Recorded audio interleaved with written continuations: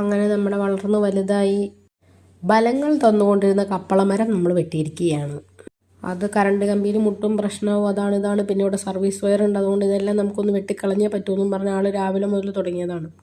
കോവയ്ക്കാണെങ്കിൽ പടർന്ന് പന്തലിച്ച് പ്രാന്ത് പിടിച്ച് പൂത്ത് നിൽക്കുകയാണ്. പക്ഷേ നോ രക്ഷ. അങ്ങനെ അത്യധികം സങ്കടത്തോടെ ആണെങ്കിലും അതൊക്കെ ഒന്ന് വെട്ടിമാറ്റി ഒതുക്കി എന്ന് പറഞ്ഞാൽ മരം ഒന്ന് വെട്ടിമാറ്റി ഒതുക്കി. കോവലം ഫുള്ളായിട്ട് നമ്മൾ വെട്ടിക്കളഞ്ഞു. കുറേ അധികം കോവല അതിനകത്തുണ്ടായിരുന്നു. കുറച്ചൊക്കെ പഴുത്ത് ചീഞ്ഞു പോയിട്ടുണ്ട്. പിന്നെ കുറച്ചൊക്കെ നല്ലപോലെ പഴുത്ത് തുടങ്ങി, കുറച്ചൊക്കെ മൂത്ത് തുടങ്ങി. അങ്ങനെ ഇപ്പോൾ കുറച്ച് നാളായിട്ട് അങ്ങനെ പറിക്കാറില്ല. നോക്കി ഇപ്പോഴാണ് അതിനകത്തൊരു കിളിക്കൂട് കണ്ടത്. കിളിക്കുഞ്ഞുങ്ങളൊക്കെ മുട്ടയൊക്കെ വിരിഞ്ഞ് പോയിട്ടുണ്ട് കേട്ടോ. അതിൻ്റെ അവശേഷിപ്പുകൾ മാത്രമാണ് അതിനകത്ത് കാണാനുള്ളത്. എൻ്റെ കുറേ നാളത്തെ അധ്വാനം ഞാനങ്ങനെ അറഞ്ചം പുറഞ്ചം വെട്ടി മാറ്റിയിരിക്കുകയാണ്. ഒരുവിധം എല്ലാം പാതി മുക്കാലും വെട്ടി മാറ്റി ശരിയാക്കി വെച്ചിട്ടുണ്ട്. ഈ നടന്നു പോകുന്ന ഇദ്ദേഹമാണ് ഇതിൻ്റെ എല്ലാം മൂല കാരണം. ഒരു 5-6 കിലോയോളം എങ്ങാനും കോവയ്ക്ക ഉണ്ടാവുമായിരിക്കും കേട്ടോ. ആ ഒരു വലിയ കൊട്ട നിറച്ചും കോവയ്ക്ക ഇട്ടിട്ടുണ്ടായിരുന്നു. റോഡിൽ വെട്ടിയിട്ട ചപ്പും ചോറും സാധനങ്ങളൊക്കെ അടിച്ചൊതുക്കി വൃത്തിയാക്കിക്കൊണ്ടിരിക്കുകയാണ് ആൾ. ഒരു കണക്കിന് ഈ അരികത്തുനിന്ന് നമ്മളിതൊക്കെ വെട്ടി മാറ്റുന്നതാണ് നല്ലത്. കാരണം ചെറിയ പിള്ളേരൊക്കെ സ്കൂളിലൊക്കെ പോണതാണ്. ഇവിടെ വഴി പൊളിച്ചിട്ടേക്കണ കാരണം അവിടെയാണെങ്കിൽ എപ്പോഴും പാമ്പിൻ്റെ ശല്യമുണ്ട്. എന്നാലും ഒരുപാട് കോവയ്ക്കൊക്കെ ഉണ്ടായി വളർന്ന് പന്തലിച്ച് നിൽക്കുമായിരുന്നല്ലോ എന്ന് ഓർത്തപ്പോൾ ഒരു സങ്കടം. പിന്നെ നമ്മൾ കേട്ടിട്ടില്ലേ, സ്വർണം കാക്കണ മരമായാലും പെരയ്ക്ക് മീത് വന്നാൽ വെട്ടണമെന്ന്. പെരയ്ക്ക് മീതൊന്നും വന്നിട്ടില്ലായിരുന്നു. പക്ഷേ സർവീസ് വയറും ഇങ്ങനത്തെ കുറേ പ്രശ്നങ്ങളൊക്കെ ഉള്ളത് കൊണ്ട് നമ്മളത് വേണ്ടാന്ന് വെച്ചു.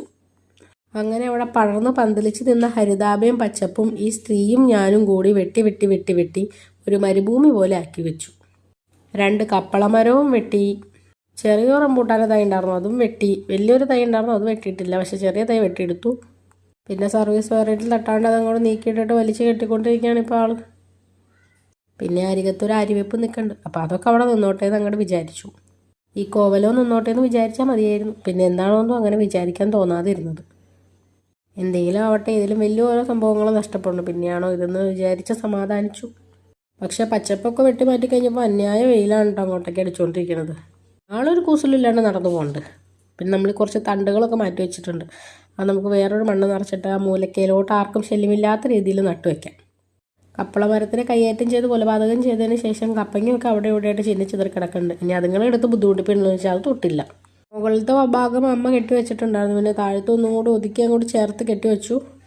ഈ മരങ്ങൾ KSBക്കാർ ടച്ച് വെട്ടുമ്പോൾ വെട്ടട്ടെ.